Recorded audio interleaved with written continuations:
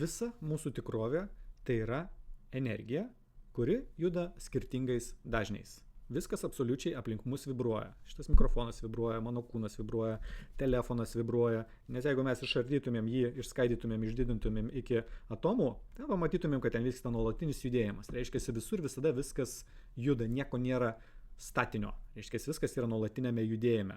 Lygiai taip pat ir mūsų visos kūno pojūčiai, emocijos, jausmai, mintys, tai irgi yra tiesiog energija ir vibracija.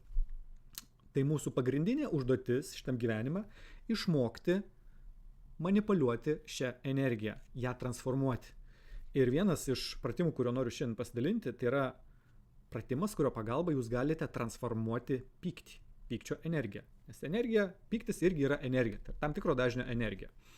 Tai šitas pratimas susidės iš 6 punktų, galite užsirašyti. Tai pirmas punktas būtų prisiminti situaciją, kada jūs buvote pikta arba piktas, kada buvote labai stipriai supykę.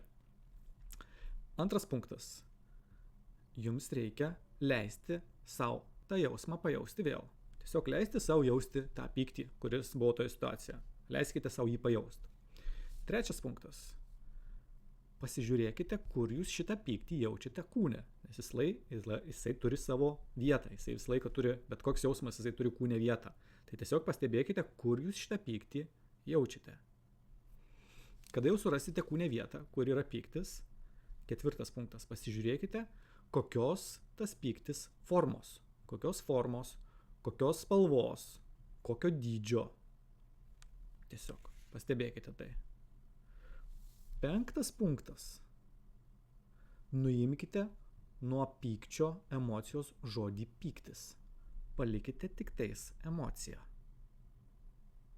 Stebėkite pačią emociją be jokių etikečių. Tai tik tais emocija. Be jokių pavadinimų. Ir kada jūs matote tai tik tais kaip emocija, kaip jausmą, susiliekite su juo. Kaip lyg įkvėptumėte gaivaus gėlių aromato. Tiesiog įkvėpkite ir iškvėpkite kaip energija, kuri tik transformavosi. Ir pykčio neliks. Pabandykite ir parašykite komentaruose, kaip jums sekėsi.